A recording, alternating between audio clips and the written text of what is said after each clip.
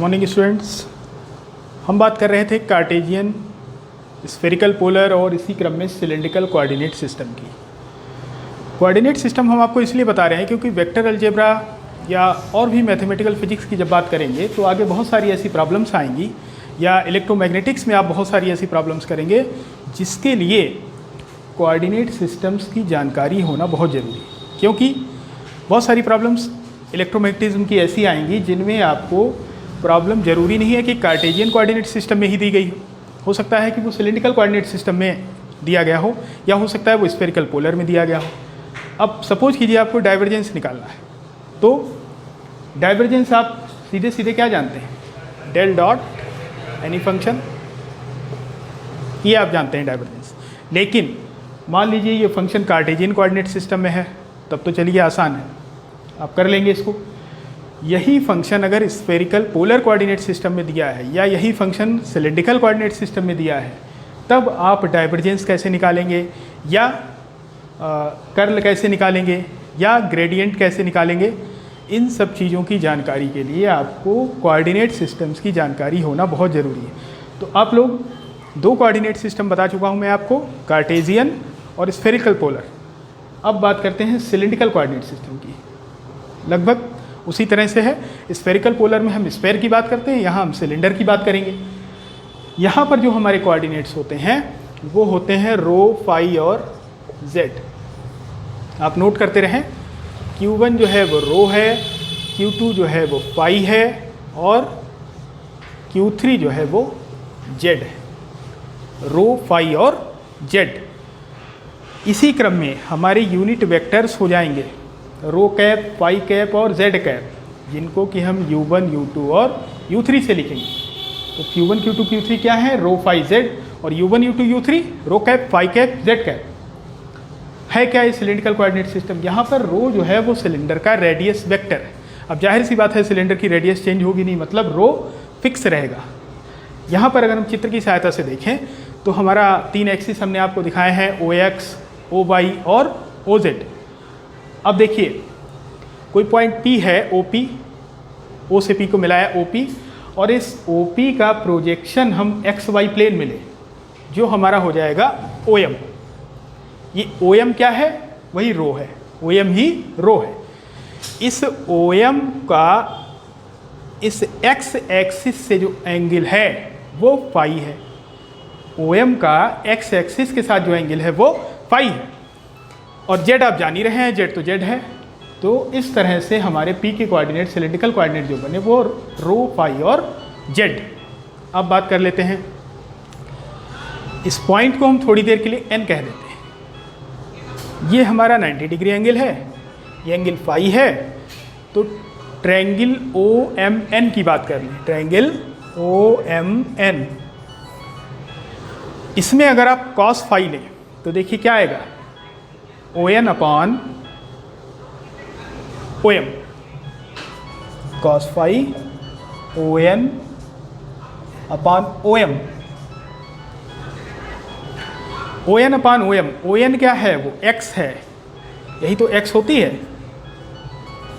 तो cos phi is equal to X upon OM क्या है, रो है।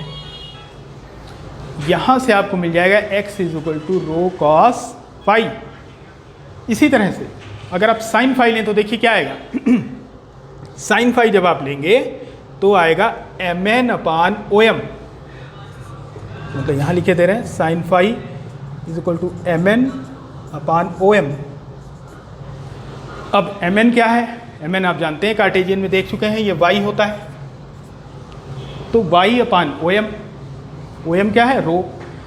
तो Y अपॉन रो मतलब Y हमारा मिल जाएगा रो साइन फाई, और Z हमारा Z है, Z यहाँ पर चेंज नहीं हो रहा। Z क्या है, Z जो है सिलेंडर की एक्सिस है, सिलेंडर की एक्सिस के अलॉन्ग है Z एक्सिस।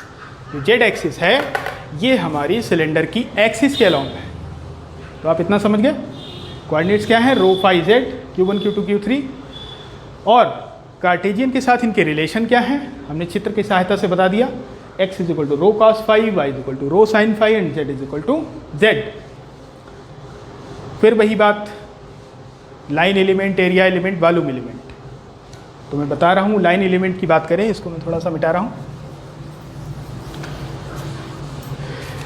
डी एल रो, मतलब रो की डायरेक्शन में लाइन एलिमेंट। तो क्या है, इस डायरेक्शन में बढ़ो, थोड़ा सा बढ़ जाओ, वो हमारा डी एल रो होगा।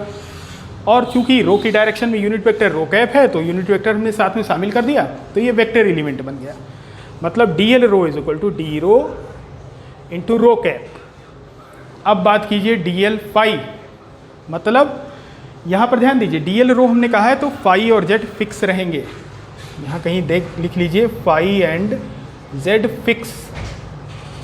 जब आप डी एल फाई की बात करेंगे तो रो और जेड फिक्स रहेंगे, यहाँ मतलब रो एंड जेड फिक्स। और जब डी एल जेड की बात करेंगे तो रो एंड फाई फिक्स। तो डी एल रो मतलब रो में हमने थोड़ा सा चेंज किया, मतलब थोड़ा सा आगे बढ़ गए, तो डी रो और यूनिट वेक्टर शामिल कर दिया तो rho cap. D L phi की बात करें मतलब vector element, vector line element in the direction of phi. तो देखिए फाई हमारा ये एंगल है, थोड़ा सा फाई अगर हम बढ़ाएं यहाँ तक चले जाएं मान लीजिए, तो ये हमारा इस तरह से कुछ, इस एलिमेंट को अगर हम निकालना चाहें तो क्या होगा, आप जानते हैं ये हमारा रो है और ये एंगल जितना हम घूमे उसको अगर हम डी फाई कह दें तो वही कोण बराबर चाप बटे त्रिज्या से चाप हो जाएगा। ये चाप जो हो जाएगा ये वाला कोण गुणे ये त्रिज्या, यानी रो डी फाई, ये जो आर्क होगा वो रो डी फाई हो जाएगा। और चूंकि फाई की डायरेक्शन में ले रहे हैं तो यूनिट वेक्टर फाई की डायरेक्शन वाला हमने इंक्लूड कर दिया साथ में, तो रो डी फाई फाई कैप, ये हमारा डी एल फाई वेक्टर हो गया। डी एल जेड वेक्टर कुछ कहना ही नहीं है इसमें, जेड डायरेक्शन ये है हमारी, थोड़ा सा अब अगर ये हमारा जेड है तो थोड़ा सा और आगे बढ़ जाओ, ये हमारा डी जेड हो जाएगा इतना, ठीक। जेड को हमने ऐसे लिखा है स्मॉल जेड को, तो डी जेड। और वेक्टर बनाना है तो जेड की डायरेक्शन में यूनिट वेक्टर इसके साथ इंक्लूड कर दीजिए, डी जेड जेड कैप। फिर से समझ लीजिए, डी एल रो किसी भी कोऑर्डिनेट सिस्टम की हम बात करें, आर थीटा फाई या रो फाई जेड या एक्स वाई जेड की, डी एल रो, डी मतलब स्मॉल एलिमेंट, एल मतलब लाइन एलिमेंट की बात हो रही, रो मतलब रो डायरेक्शन में वेक्टर लगाए मतलब वेक्टर एलिमेंट। तो रो डायरेक्शन हमारी ये है, थोड़ा सा हम बढ़े तो रो में जब थोड़ा सा बढ़ते हैं तो उसको हम डी रो से डिनोट करते हैं। तो डी रो और साथ में यूनिट वेक्टर रो डायरेक्शन में, ये हमारा लाइन एलिमेंट हो गया। फाई डायरेक्शन की बात करें तो फाई हमारा ये एंगल है, तो थोड़ा सा अगर फाई बढ़ाओगे तो ऐसे मतलब इस तरह से घूम जाओगे, थोड़ा सा ये चेंज आएगा। फाई में चेंज को हमने डी फाई लिखा, यहाँ से यहाँ तक हमारा रो है, तो ये आर्क जो बनेगा मतलब पहले ये डायरेक्शन थी, मतलब ये और घूम के पहुँच गई इस तरह से, ये मतलब यहाँ से घूम के हम ऐसे घूम गए इतना, तो ये जो एंगल हम घूमे हैं वो है डी फाई, जो एंगल घूमे हैं वो है डी फाई, और रेडियस हमारी रो ही रही, तो आर्क कितना बनेगा, एंगल इंटू रेडियस, तो rho into D phi, rho into D phi. Direction क्या है फाई की डायरेक्शन में, यूनिट वेक्टर फाई कैप, तो ये हमारा फाई डायरेक्शन में हो गया। जेड डायरेक्शन हम जान ही रहे हैं, बहुत ही सिंपल, इतनी हमारी ये जेड है, थोड़ा सा आगे बढ़ गए ये डी जेड हुआ, ये जेड कैप, तो ये हमारे जेड डायरेक्शन में हो गया। एरिया एलिमेंट्स आप अपने आप निकालेंगे, ये आपके लिए कार्य है। वॉल्यूम एलिमेंट मैं बता दे रहा हूँ, d L rho dot d L phi cross d l z. तो डी एल रो क्या है, d rho into rho cap dot d L phi क्या है, rho d phi into phi cap cross d z z cap. तो सारे scalars बाहर कर लें, रो डी फाई और डी जेड, अंदर बचेगा rho dot phi cross z. I j k r theta phi rho phi Z relations एक जैसे रहते हैं, उस अकॉर्डिंग ये चीज़ क्या हो जाएगी, वन, जैसे कि आई डॉट जे क्रॉस के वन हो जाता है, ठीक। तो बचेगा क्या, रो डी फाई और डी जेड, ये हमारा वॉल्यूम एलिमेंट, ठीक। फिर से आप इस चीज़ को समझ लीजिए, आई कैप क्या है, एक्स डायरेक्शन में यूनिट वेक्टर, रिवाइज करा दे रहा हूँ। जे कैप क्या है, वाई डायरेक्शन में यूनिट वेक्टर। के कैप क्या है, जेड डायरेक्शन में यूनिट वेक्टर।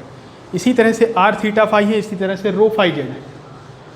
तो रो कैप जो है रो के बढ़ने की डायरेक्शन में यूनिट वेक्टर, फाई कैप क्या है, फाई के बढ़ने की डायरेक्शन में यूनिट वेक्टर।